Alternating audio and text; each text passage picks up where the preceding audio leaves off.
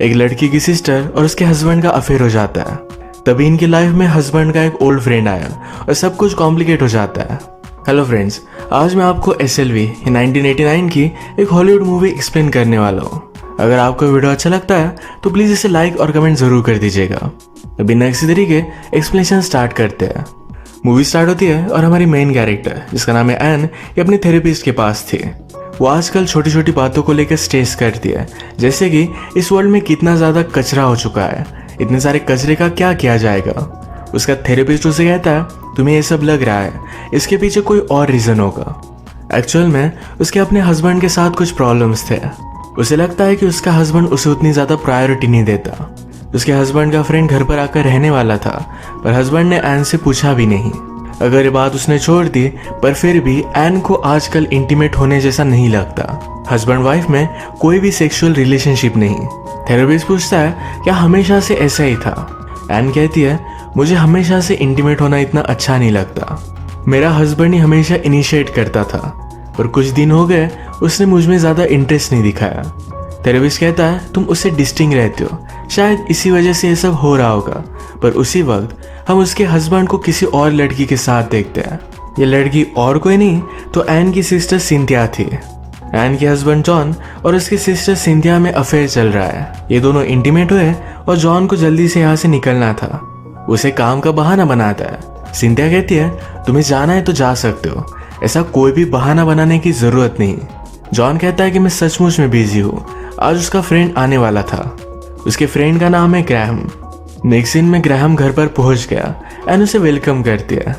Graham के पास ज़्यादा कुछ सामान नहीं तो एन उसके बारे में उसे पूछ लेती है।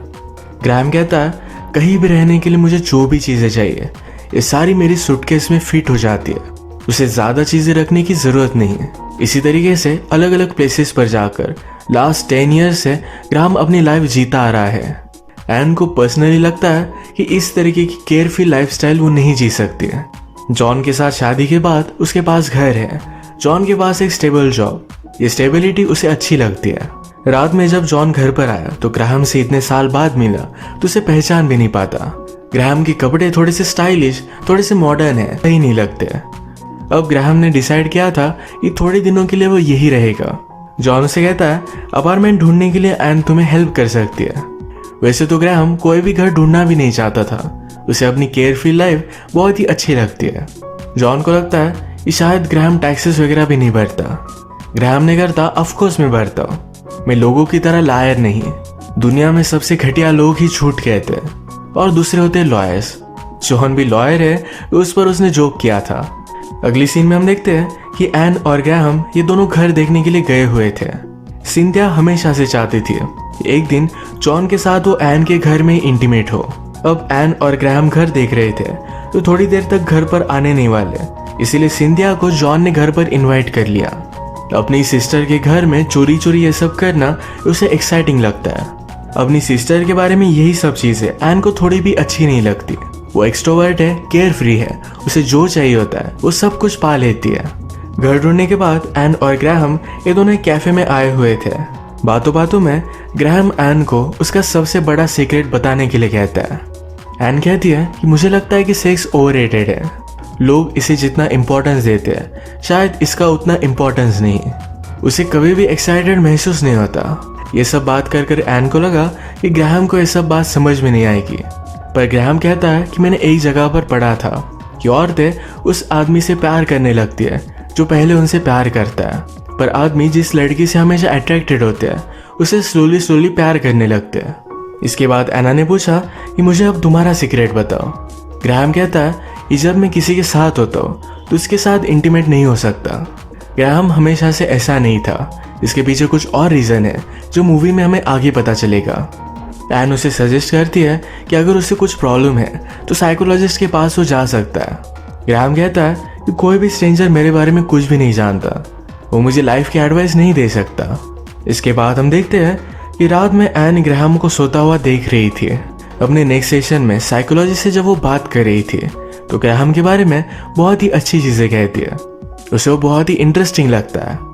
अगली सीन में अपनी सिस्टर से मिलने के लिए आई हुई थी।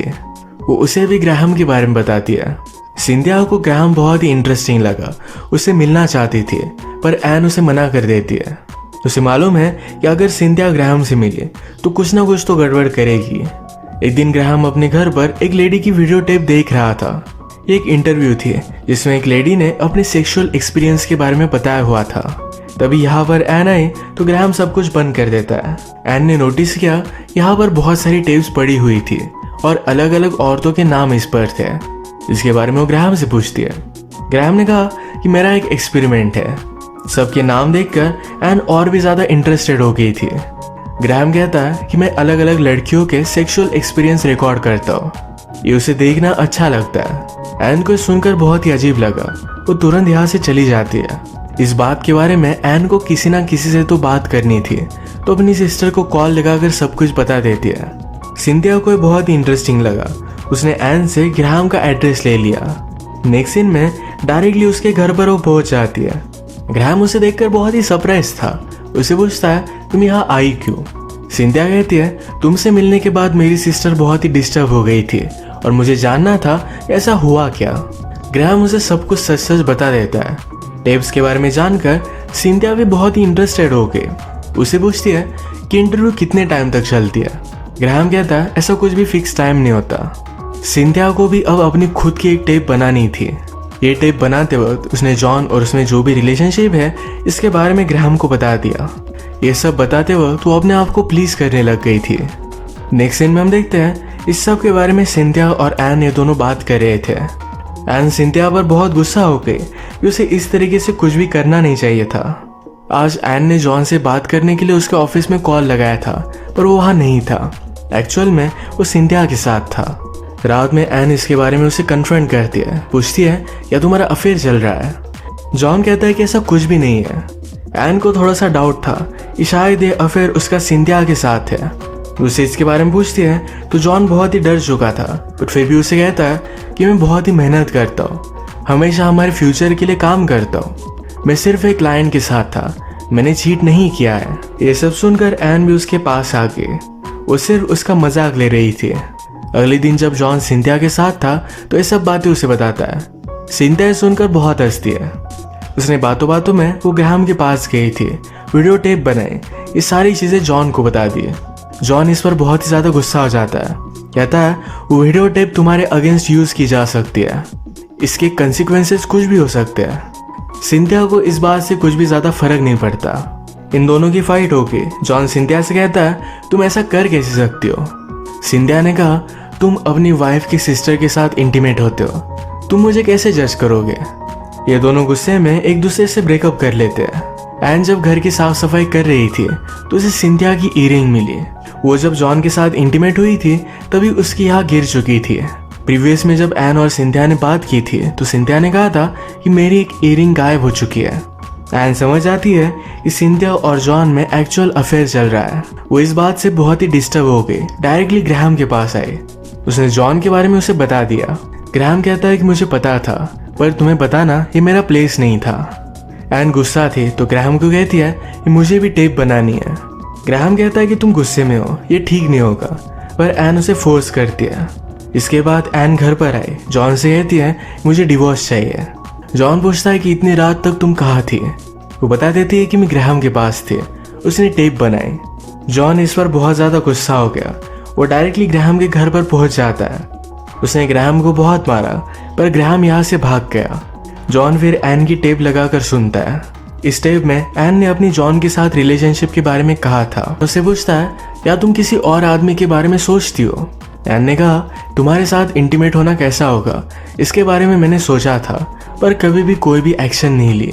एन कहती है कि वो कभी भी सेटिस्फाइड नहीं हुई थी। उसने ग्राहम से पूछा क्या तुम मेरे साथ इंटीमेट हो सकते हो।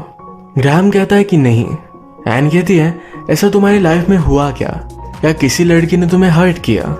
जॉन कहता है कि हाँ, एक्चुअल में ग्राहम की गर्लफ्रेंड थी, उसे वो बहुत प्यार करता था। उस वक्त उसे झूठ बोलने की बहुत ही बुरी आदत थी और इसी वजह से उनकी रिलेशनशिप खराब हो गई। उसके बाद ग्राहम ने डिसाइड किया कभी भी वो झूठ नहीं कहेगा, पर अपनी इसी आदत को फाइट करते हुए उसे इतने साल लग गए।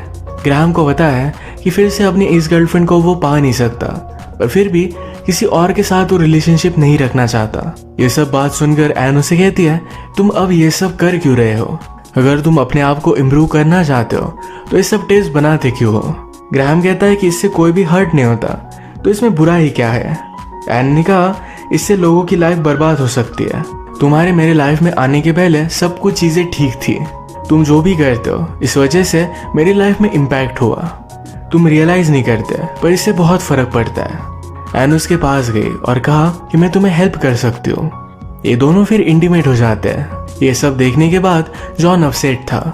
सिर्फ थोड़े से मजे के लिए उसने अपनी वाइफ को खो दिया। इसके बाद हम देखते हैं कि उसका और एना का डिवोर्स हो चुका है।